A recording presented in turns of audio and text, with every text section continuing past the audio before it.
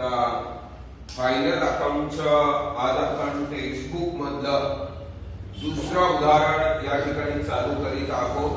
In the books of Shilpa and Katrina, trading account, part profit and loss account, partners capital account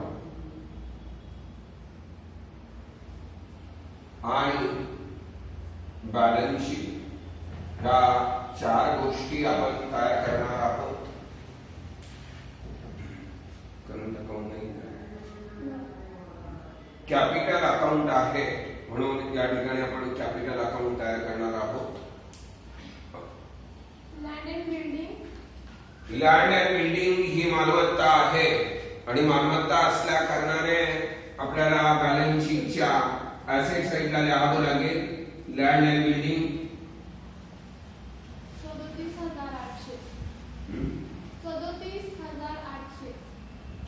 37,800 रुपये.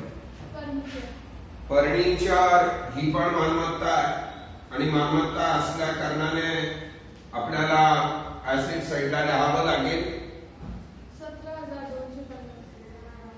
17,250.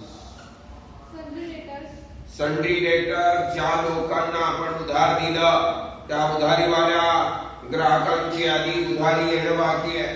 येणे रक्कम आपण नेहमी ऍसेट साइडला लिहितो म्हणून सन्ड्री डेटर ऍसेट साइडला लिहायचं आहे. 40,000 रुपये.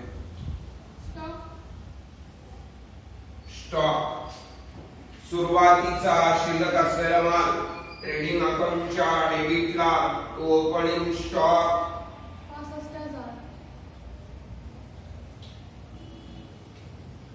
65,000. बॅड डेट्स याचा अर्थ होतो बुडीत उधारी. बुडाली, नुकसान आहे. नुकसान आपण नेहमी प्रॉफिट अँड लॉसच्या डेबिटला लिहितो. टू बॅड डेट्स 400 रुपये. याच्यावर साधारण 2 ते 3 ऍडजस्टमेंट राहतात. प्रिंटिंग अँड स्टेशनरी हा खर्च आहे. खर्च असल्या कारणाने प्रॉफिट अँड लॉसच्या डेबिटला प्रिंटिंग अँड स्टेशनरीचा आकडा सांगा. 4,000 रुपये. 4,000 रुपये प्रिंटिंग अँड स्टेशनरी हा खर्च आहे. नंतर वेजेस याचा अर्थ होतो मजुरी हा उत्पादनाच्या म्हणजे प्रोडक्शनच्या संदर्भातील खर्च आहे आणि प्रोडक्शनच्या संदर्भातील खर्च आपल्याला ट्रेडिंग अकाउंटच्या डेबिटला लिहावा लागतो. 3,000 रुपये. सॅलरी म्हणजे पगार हा ऑफिशियल खर्चामध्ये जातो म्हणून सॅलरी प्रॉफिट अँड लॉसच्या डेबिटला लिहायचं आहे. ऍडजस्टमेंट इनर लॉस ठेवा, ऍडजस्टमेंट आहे. कॅरेज इनवर्ड, माल आणण्यासाठी करण्यात आलेला वाहतुकीचा खर्च ट्रेडिंग अकाउंटच्या डेबिटला माल आणण्यासाठी करण्यात आलेला वाहतुकीचा खर्च 4,000 रुपये. सेल्स रिटर्न, विकलेला माल परत आला म्हणून विक्रीतून वजा करावं लागेल.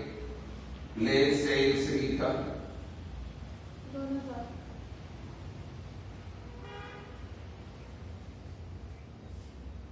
Partners drawing Shilpa 2,000, Katrina 3,000. पार्टनरने वैयक्तिक वापरासाठी केलेला खर्च आहे त्याला ड्रॉइंग असं म्हटलं जातं. शिल्पाने 3,000 रुपये. 2,000. शिल्पा 2,000 रुपये आणि कटरीना 3,000.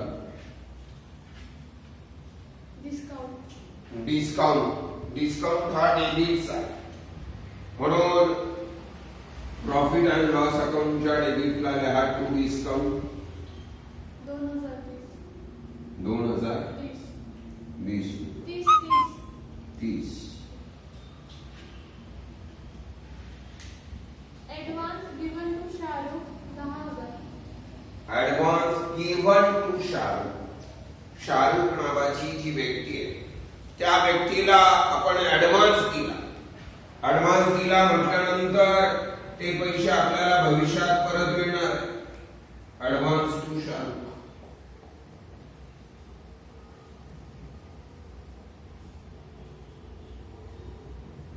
किती रुपये? 10,000. Cash in hand. Cash in hand, हातात असलेली शिल्लक रक्कम आपण नेहमी ऍसेट साइडला लिहितो. 20,000. Cash account. कॅश